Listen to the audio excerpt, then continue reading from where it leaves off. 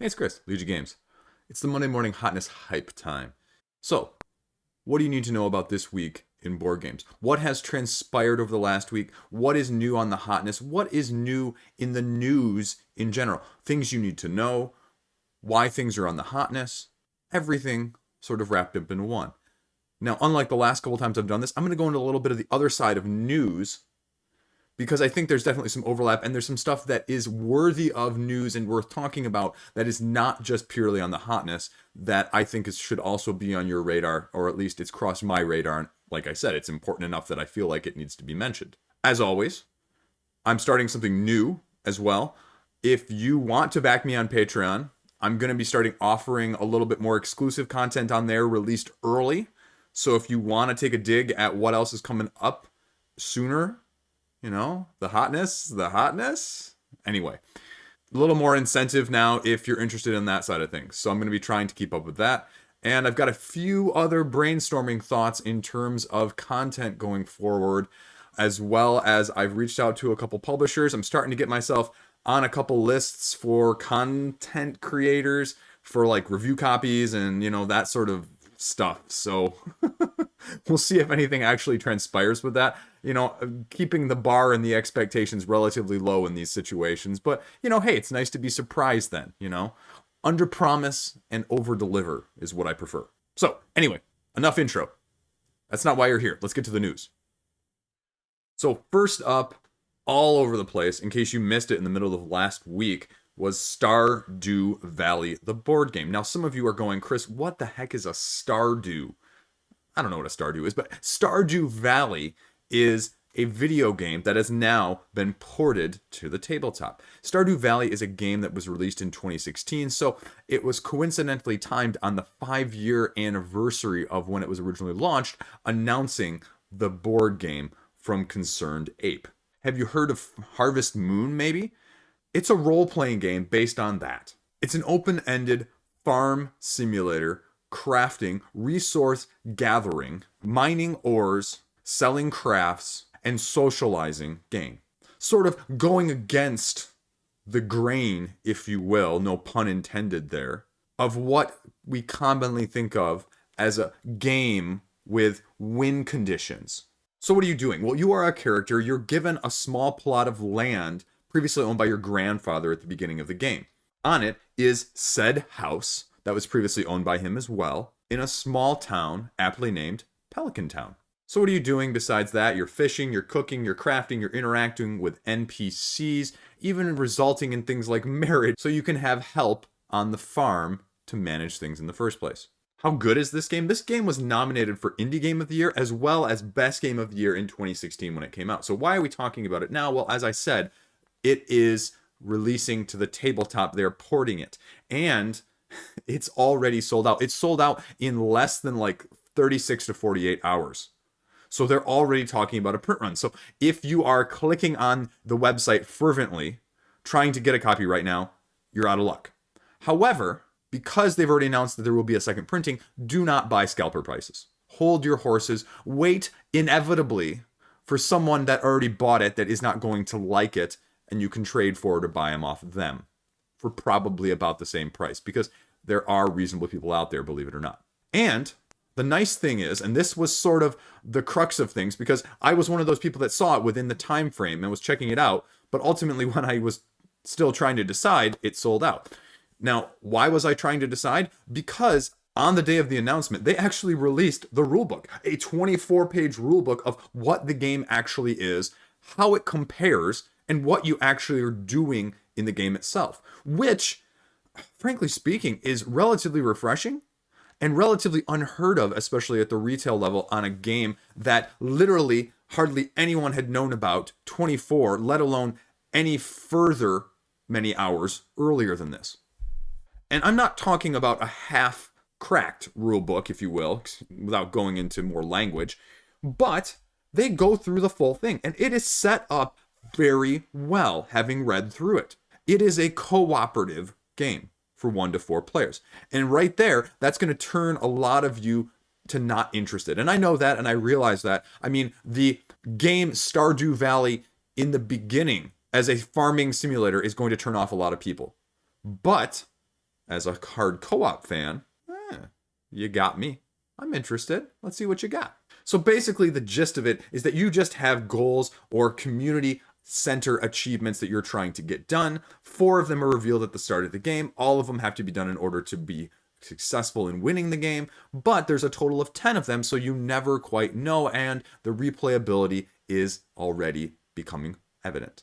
They already put this little notation, so whoever consulted on this game did a very good job. I'll give them a lot of kudos. Like, it's already telling you that it scales depending on the player count. It's making you aware that they've even thought of that side of things. And they go into a lot of detail about what these bundles are going to be, and the seasons that you're going to have, the planning phase, the action phase of how many actions you're going to get per turn. They go into all of that with well-researched, well-produced diagrams, explaining parts, a game where if you read this rulebook thoroughly, you will know what you're doing. It's not going to be one where you're sort of scratching your head at the end. So I think that, even though I guarantee a vast majority of the people that actually pre-ordered it did not take the time to do, they're going to be pleasantly surprised by this. They also even talk down here at the end, you can adjust the game length as well as the game difficulty. And there's a solo version for all you solo people. I'm excited. I'm going to get this game eventually. I'm probably going to pick it up on the secondary market though, because if you've heard me say it once, you've heard me say it several times, I loathe trying to buy at retail just because it tends to be hit or miss, but I think this one will be a hit, but I think there will be plenty of people that this is going to be a big miss for because they didn't realize the nature of the game, or the theme is just not going to integrate with them well, so I'll pick one up that way, maybe in a math trade or something. So there you go. That is Stardew Valley and what you need to know. Next up is Alien: Fate of Nostromo. Now, as you can see, this is a faithful adaptation-ish to the Alien franchise. Aren't you saying right now, Chris, didn't somebody just put out a game that was based on the Alien franchise? Why are we getting another one? Well, we are.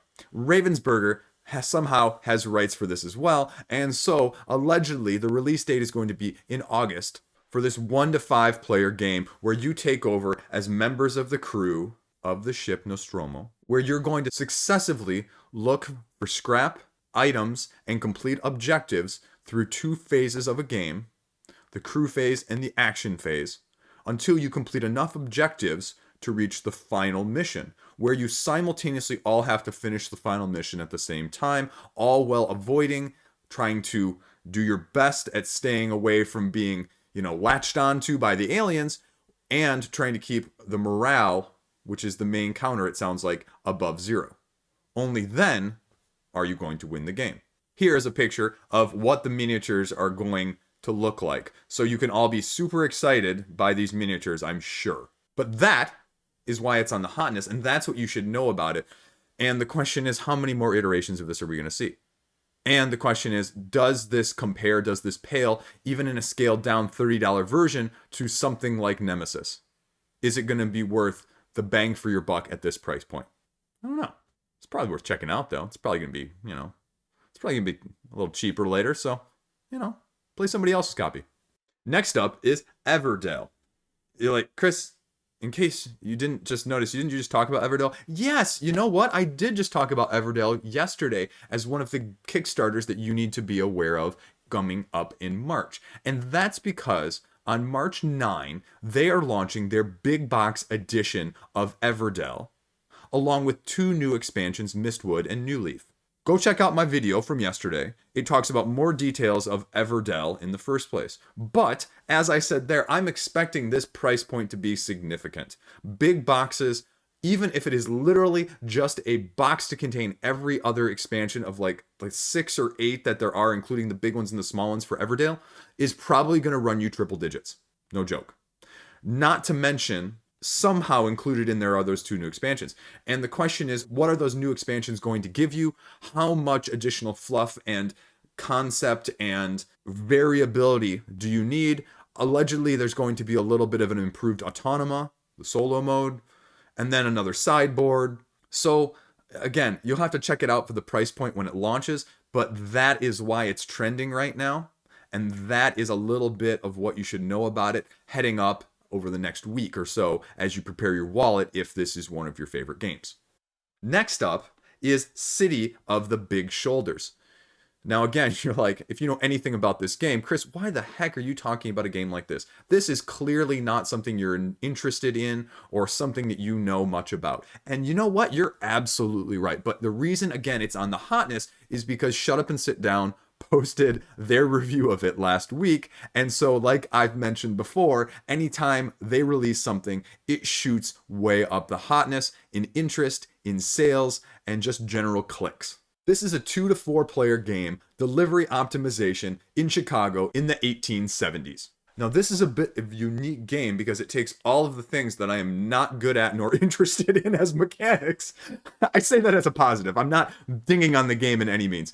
It is just the perfect combination of things that are well outside of my area of good, thorough depth of knowledge. And it takes more of the 18XX economic side of things with the heavy worker placement Euro style mechanisms and mushes them together as you are investors and entrepreneurs in Chicago, trying to trade shares, hire employees, equip your factories, and produce and sell goods all across the Midwest, not the flyover states. I don't like that term. It's not very, kind of hurts right here. As you would imagine, the concern with a game like this is overhead, as well as the gluttony of how much table time it's going to take up. Now, they particularly emphasize the fact that this game only goes over 5 rounds, which they estimate on the description of about only taking 2.5 hours. I can't imagine that's as a new player, though. And they talk about the fact that there are going to be 5 phases in each round of the game. A whole heavy worker-style 18XX game. It's ranked well on Board Game Geek in the top 700, which for such a niche game, it's pretty impressive. And the overall rating kind of goes right along with that of a 7.9. With 1,700 ratings, that's pretty impressive. So that is why it's on the Hotness. Next up on the Hotness, Robinson Crusoe, The Adventures on Cursed Island. Now you're going, again, Chris, why are you talking about a game, mind you, the 55th overall highest rated game on Board Game Geek that came out in 2012. Well, in case you missed the announcement, I'm going to do sort of an all-in-one wrap present here for you. Gamefound just came out on, I believe it was this past Thursday, with the announcement of the next wave of games going to be launching over the next several months on their platform. Haha. One of which is the hyped collector's edition and the latest next expansion of Robinson Crusoe. Now, they talk about the fact that there are going to be some changes and there are going to be some streamlined differences.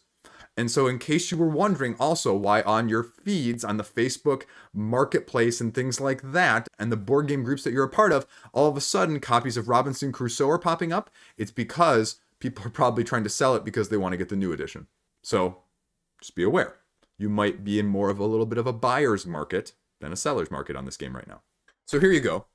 They talk about the big news on the blog. And first off, they have to hype the fact that, the latest Kingdom Rush game, which honestly I think is going to be better than the first one, has over 5,000 backers, $500,000 at this point with a couple days left. So awesome. Awesome, awesome, awesome. Interesting though that they went with the same green font. Is that a marketing thing? Anyway. So, here you go. The Robinson Crusoe, the remastered version from Portal Games with the new expansion, The Book of Adventures. Ignacy is still the designer. They even have a draft page. Is there anything on this draft page? No, but there will be. So if you're really interested, bookmark it because in 24 days, there's going to be a campaign. So what else did they announce? Now, this is where it gets a bit tricky. Modophius, however you pronounce their name. I mess things up all the time in terms of pronunciation, and you guys always are gracious enough to correct me in the comment section. My mother, the English teacher, wouldn't care too much. Is Elder Scrolls V Skyrim. So in case you didn't buy enough Skyrim on the other platforms that it's been on, which is pretty much almost everything at this point, now you put it on your tabletop as well. What do we know? Not a whole lot at this point, though. I mean, this is just a hype page. This is not an actually tell you anything substantial page. Let's be clear on this. So in case you're clicking on the browser trying to get over there, you don't need to. So again, they give you a draft page. And again, they give you a tentative sort of date in June. Now, they don't give you an exact date here, but you can follow it and kind of get ahead if they update anything as you go. So it'll be interesting to see, is this going to follow the path of many of the other bigger name, role-playing-esque, large open world games that have sort of come out in the past? Mostly from Steamforged Games, but a few other smatterings here and there? Or is this going to be some completely new take of Arrow in the Knee that we have not seen before? Now, the interesting thing, though, this is a solo game on the console. It is a 1 to 4 player co-op game in the description. How is that going to work? In what way are you going to see that? Is it going to be something like the closest thing I can compare it to out there, something like a Trudvang Legends? Is it going to be more like a Dark Souls? What is it going to be? What is it going to entail? How are you going to incorporate the things that make Skyrim Skyrim in Skyrim? We got about 4 months to find out, so let's see what they can show us. Few more here. That's why I'm packaging this all in one, and that's why none of these individually have gone on the Hotness, because they all kind of got announced at the same time, and some of them don't even have Board Game Geek pages yet, but by the guys who did HEXplore it, this is the domain of Mirza Noctis, and this is just a latest 4th iteration in this series of the cooperative hero building sort of open world hex based campaign game. This one, now I don't know why you did it on this page, is launching actually in April. Like, wouldn't it have made more sense to design this page by calendar year so you can kind of give people sort of the, anyway. It's not why you're here. So we'll see what happens with that. Is this more of the same thing? Is it worth branching in at this point? Is it worth, what are they doing differently this time around? So it's a darker theme. They did the sand and the desert theme last time, so this looks more like your Castlevania, Transylvania type of theme, and we'll see where that goes. Classic horror, I guess, if you will. And this one, I have been following. I'm part of the Facebook group for this. This is Awakened Realms Light, but it is the next game going to be coming out from Awakened Realms, and though it is described as a lighter version, be very clear, this is not a light game. This is going to be lighter than Nemesis or ISS Vanguard, but it is not going to be light. Adventure-driven board game set in this technology-driven cyberpunk Japan setting, where you are also in the real world as well as online. This is probably one of the more hyped games for me that I did not find out about until after the new year. And so, like I said, I've been following it on the Facebook group that already is there, but there's still not a ton of information about how it's actually going to play. It's just the fact that the artwork is freaking fantastic to look at already. And that is going to be launching sometime in May. Last but not least, this was actually announced as a set collection probably, I want to say, between 1 and 2 weeks ago, but it was announced here that it's going to be on Gamefound versus Kickstarter. You have Peterson Games doing a quadrilogy, whatever the 4 equivalent of trilogy is, but a quadruplet of games of various themes, settings, types going to be launching later this month in March. The only commonality, they say, between them is monsters. Monsters, monsters, monsters, which, if you know anything about Peterson Games, I mean, it's Cthulhu. It is Cthulhu-esque, scaled over and over and overfold. The 4 that they talk about here: Invasion of the Brood, Marry the Monster, Evacuate, and Brood, Potion, and Profits.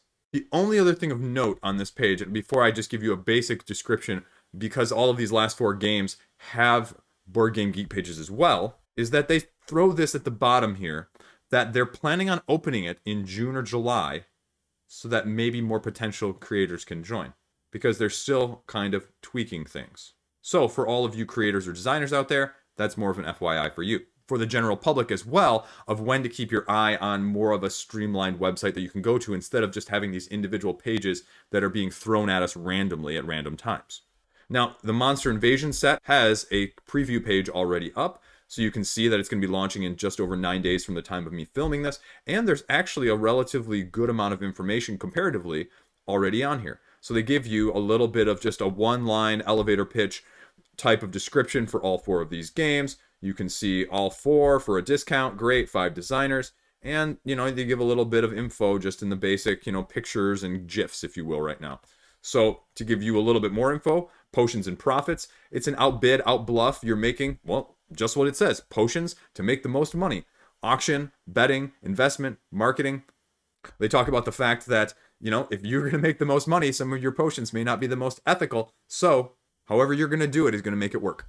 Evacuate is a completely different spin on things. Now, this is a community deck social deduction game where the description is, you know, in horror movies, you don't want to just run around the corner as the first person because you don't know what's there, but you also don't want to be sort of at the back lingering and getting picked off. You want to be somewhere in the middle, and so you have a group of survivors that you're leading, and you want to get your group of survivors there with the most people by beating also your fellow players at the table. So it's a little bit of a competitive social deduction race, if that makes sense, which is an interesting combination of things. I'd like to see it in action, but we'll see. Now, this is the Sandy Peterson game of the four of them, and this is Invasion of the Brood, where it's a two-player strategic head-to-head game where this Brood Master has established a base on the moon, and you are playing head-to-head against the person who is on Earth, and you are trying to take control of mines on Earth in order to conquer it, and the Earth defender person is trying to repel those efforts and repel those invasions. So a different take on the two-player asymmetric strategy head-to-head game. The last game is Marry the Monster, which is completely different. It's a little bit of take that. It's a little bit of variable player powers. Basically, what you're trying to do is you're trying to build buildings, and so that your buildings are able to last as long as possible through the next couple turns. And there is a monster that is chasing after this fake bride and destroying everything in his path. You want to be the last one standing. Any of these catch your eye? Well, by the time this posts, only about a week to go until you can see it live.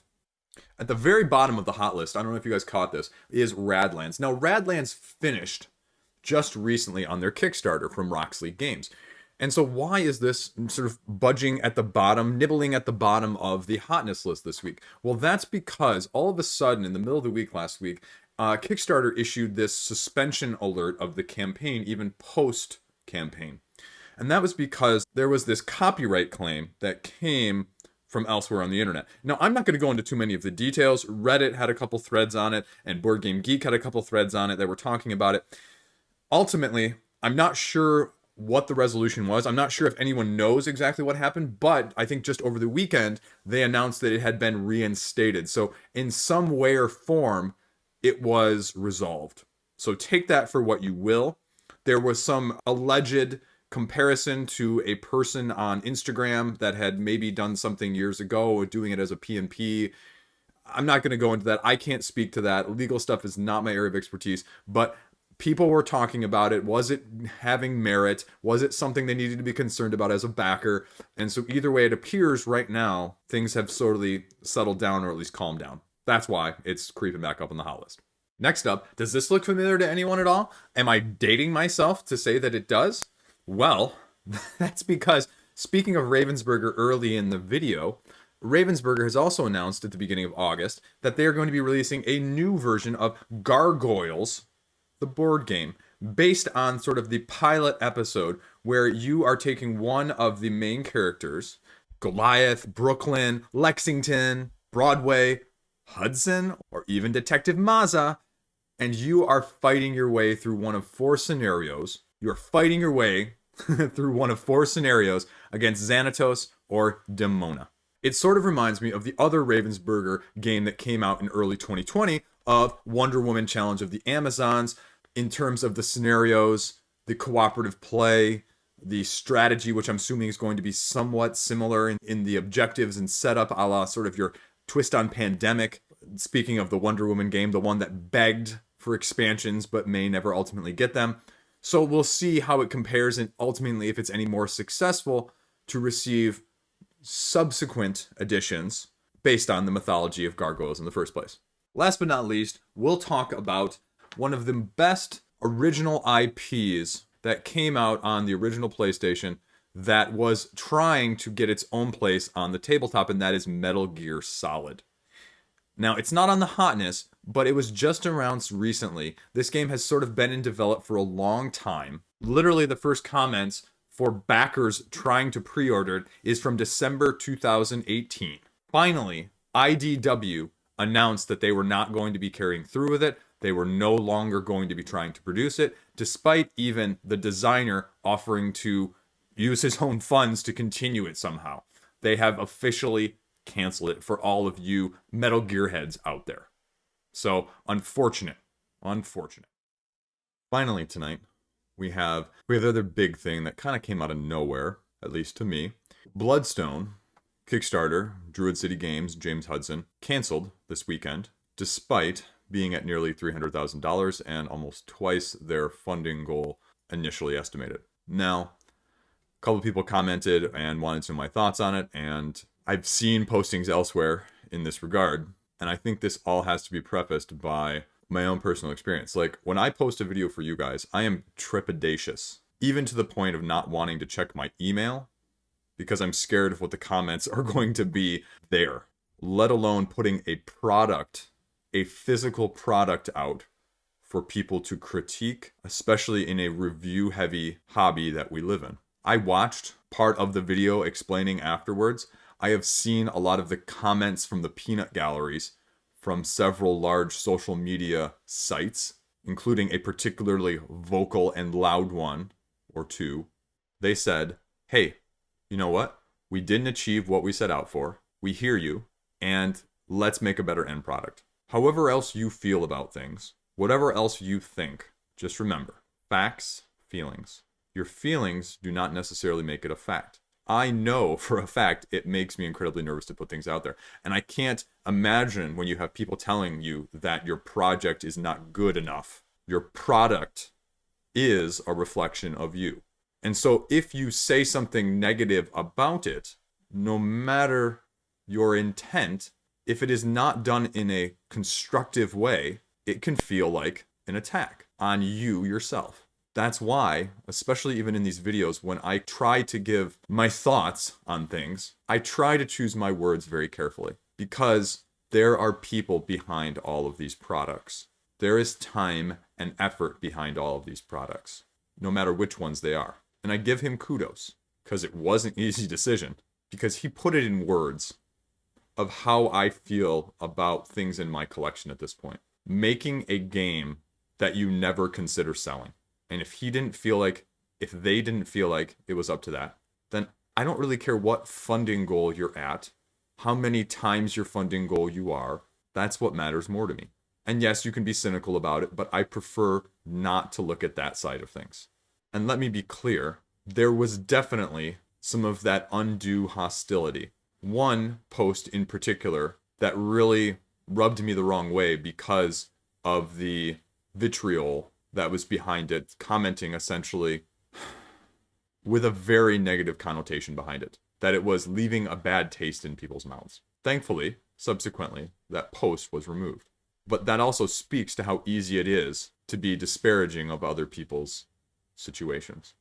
If, again, you wouldn't say that to somebody's face, why post it online? Especially in a forum that is read by hundreds or thousands, or even when you're especially the leader of such a group.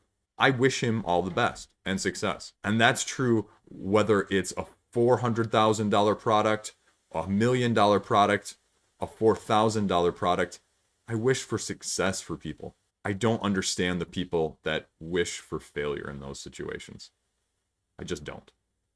So the rest, we'll see where it goes. We'll see what happens when it relaunches. Because it will be relaunching, he said, shooting for maybe in the summer. And we'll see how different it is and what's changed. Okay, so that is it. That is your hotness, hype, roundup, news, everything wrapped all in one. Hopefully it was a little bit informative, maybe even entertaining. I don't know if I'd necessarily go that far, but if you've made it this far, hey, I must have done something right. So as always, thank you for watching. Thank you for the click. I think I've earned 0.3 of a cent now on the ads. Yes. So anyway, as always, check it out later in this week for the roundup of the games that are going to be launching on Kickstarter this week, as well as next week's video for the upcoming stuff for the first really full week of March, even though it's, a little bit later. So we'll see what else pops up. I'm going to do some reviews, maybe little mini reviews, if you will, my own take on them, and we'll just kind of see what else happens. I've gotten a few comments in the comment section that have prompted some ideas as well, so I've got some things floating out there, and so you might see 1 or 2 of those pop up too. So keep your eye on things. So, thanks. Thanks for watching. Stay classy. Have a great week. It's going to be a good one.